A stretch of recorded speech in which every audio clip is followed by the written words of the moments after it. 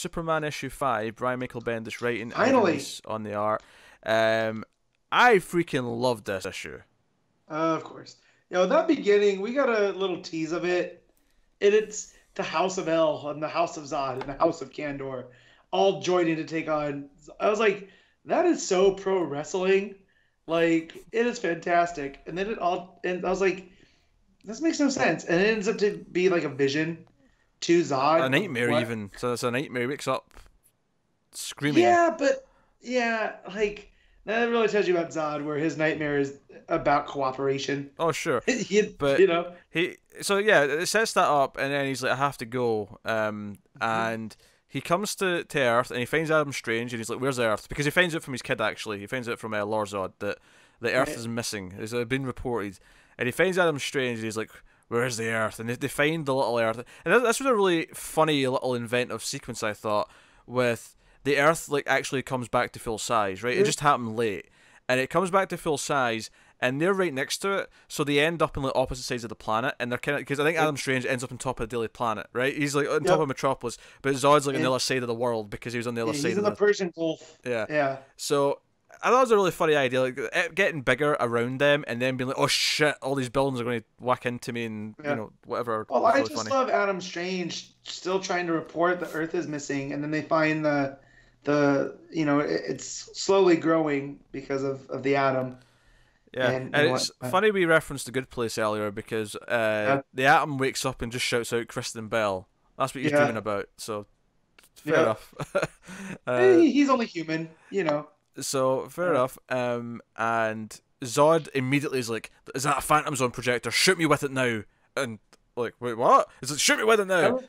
I was like, I don't think we should do that. Like, I love Ray Palmer. Well, no, because he does it, and then afterwards he's like, so that was the right thing to do, right? Was to shoot Zod with the Phantom Zone projector, right? I think that was the right thing to do.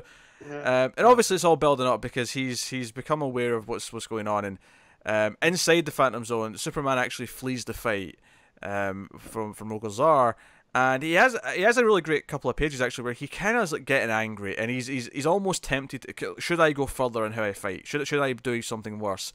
And there's that page where he kind of then he thinks about Man-Pa.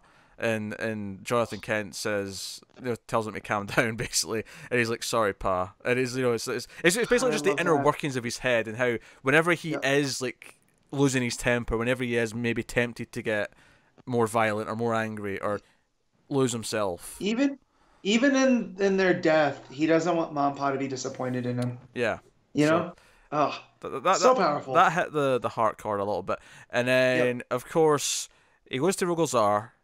And kind of pisses Rogol-Zar off because he's like, you know what? I see it now. And Rogol-Zar's like, what do you see? And then he starts getting angry. He's like, you know what? I destroyed Krypton. I killed everyone in Kandor. And yet you still won't try to kill me. Which means you never... And he doesn't finish his sentence. He just gets blasted with this huge wave of, heat vision. And this is Zod making his entrance. And you just hear the voice come off panel. He's like, yeah, he never will. He's too naive or good-natured for that. But and then he just turned the page. Final pages... I am Zod, and it's just him, and it's like this issue ends so quick for me, and I mean that as a compliment. I love what it's doing with Zod. I loved, because I think we even questioned this right a couple of issues ago. We said, what's Zod going to feel about this? Would this be the one villain that teams up Superman and Zod because of what he's trying to do? And this is like Bendis answering that and saying, hey, here's Zod. Yeah, well, it's when we talked about Stan, we talked about the X-Men and how progressive that was. And this is like when you have Magneto and Xavier team up over anti-mutant forces that are going too far, like the Sentinels or whatever.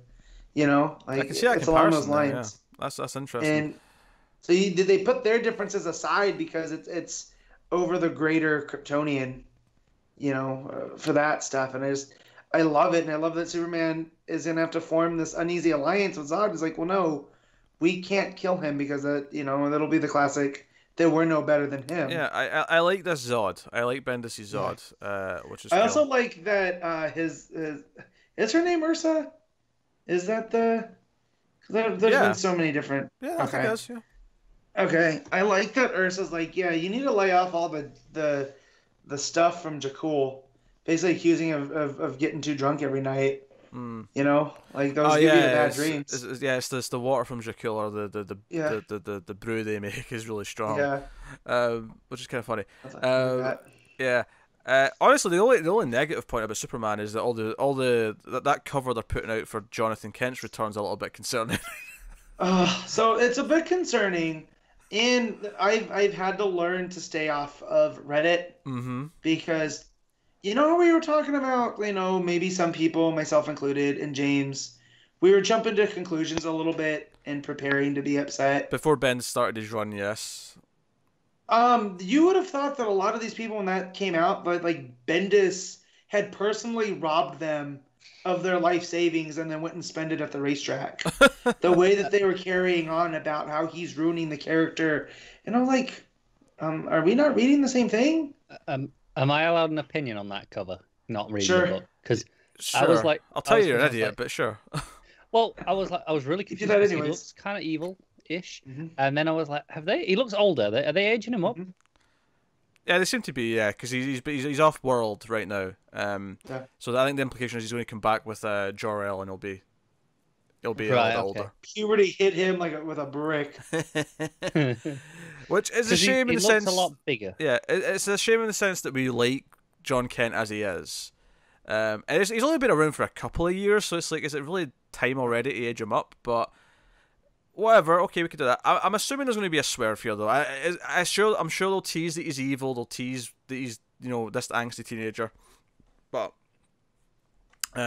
my hope is that it's more of a swerve than it is anything else. And And what got me was a lot of the people that, like us, loved a lot what happened with Rebirth, and they really hate what Bendis has come and done throughout these. You know, he's written 12 issues by now, you know, between the Man of Steel and Action Comics and annuals and Superman. And it's like, guys, let's chill. He hasn't even started his story yet, you know, before we start saying that he completely ruined Rebirth. Because I remember there was a big chunk where Tomasi had Clark reading off of, you know, memorials. yes, I don't and remember stuff. that fondly. No, I mean, no, So- I have very little to complain about so far. And if he ends up kind of like, if John Kent ends up being the big flub, where, you know, we look back at Bendis' run and say, Right. well, he kind of got John really wrong, Yeah. but everything else we really liked. I mean, is that worth the give and take? I don't know, but. The point is that, yeah, I'm not thrilled by the cover or the implication that Jonathan Kent might show up as this angsty evil teenager, but I'll wait and see, because let's not overreact at the first glimpse of something.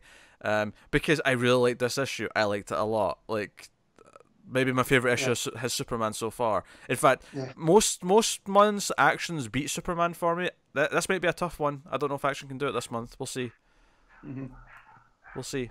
Well, Action's always been my favorite, you know, month in, month out. Takes a lot to unseat that one. This issue was a lot of fun. Yeah, art was really good. All as that's well. going to happen in Action too. So let's say it goes the darkest timeline, and he does whiff on John Kent. I'm going to be super bummed out because I love Action that much. So. Yeah. Also, just worth mentioning, I did say it was Evan Reese on art, but there's actually two artists on this book. It wasn't just him. Reese and Joe Prado. It was Claire Albert. Okay. Was oh no, right, Joe Prado. Yeah. Pages 1 to 6 and then 23, 24. So basically the Zod stuff was him for the most part, which is cool. So no, art was really good. I thought Zod looked great. I thought him showing up at the end was fantastic. I thought all that really fun stuff with the Earth growing in size again, with Adam Strange and Zod kind of being right next to it and kind of falling into the Earth because it's getting bigger, was really entertaining to read. So no, I really liked this issue. That was really freaking good. So yeah, what are you giving it, Matt? Oh, this is a 9. I thoroughly enjoyed this one. Yeah, I got to go with a 9 as well. I really love this one. It's got me hyped up.